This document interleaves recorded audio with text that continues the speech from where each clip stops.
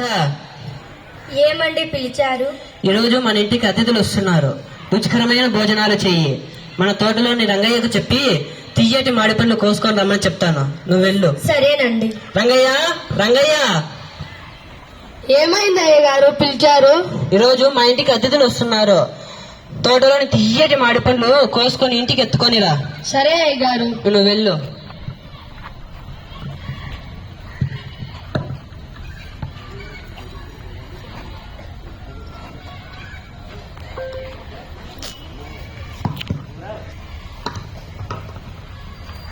అమ్మగారు, అమ్మగారు, ఏమి రంగయ్య పిలిచావు? అయ్యగారు తోటలోని మామిడి పళ్ళు రుచికరమైనవి తీసుకురమ్మన్నారు. అక్కడ పెట్టు రంగయ్య. ఇక్కడ పెట్టాను చూడండి అమ్మగారు. సరే రంగయ్య, నువ్వు వెళ్ళు.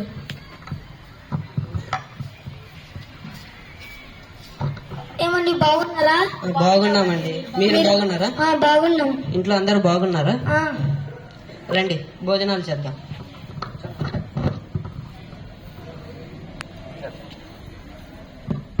రాధా, భోజనాలు ఎత్తుకొనిరా.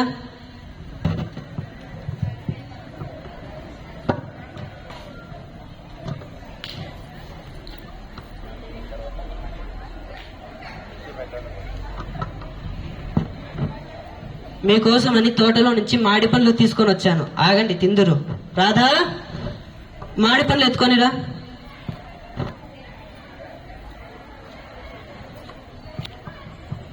చీచి, మామిడిగా ఇంత ఎప్పుడు తినలేదు జీవితంలో. చీచి, ఇంత పుల్లని మామిడికాయలు నా జీవితంలో ఎప్పుడు తినలేదు.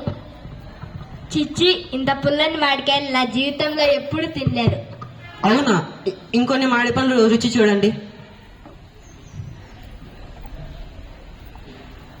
చిచ్చి, ఇవి కూడా బాలేవు. చిచి, ఇవి కూడా బాలేవు, చాలా పుల్లగా ఉన్నాయి. చిచ్చి, ఇవి కూడా బాలేవు, చాలా పుల్లగా ఉన్నాయి. అవునా? అయ్యయ్యో, ఈ రంగయ్య వల్ల నా పరువంతా వెళ్ళింది. ఈ రోజు రంగయ్యకి ఎలాగైనా బుద్ధి చెప్తాను. రంగయ్య, రంగయ్య, ఏమైంది అయ్య గారు? నీకు బుద్ధి ఉందా? తెలివి ఉందా? ఏమన్నా ఇంత జ్ఞానమన్నా ఉందా? ఏమైంది అయ్య గారు?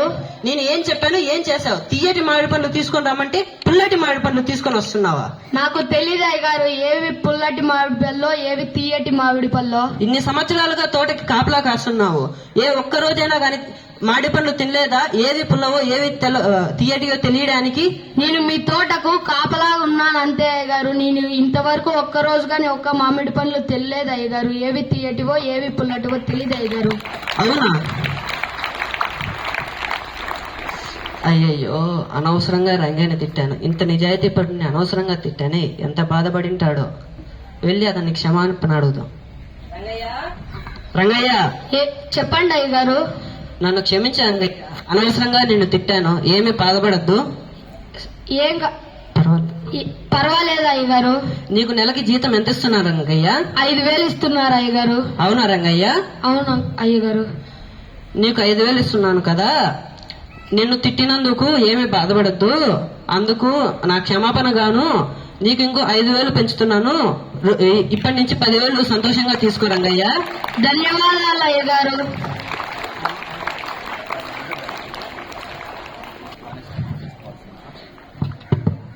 Honesty is the best policy.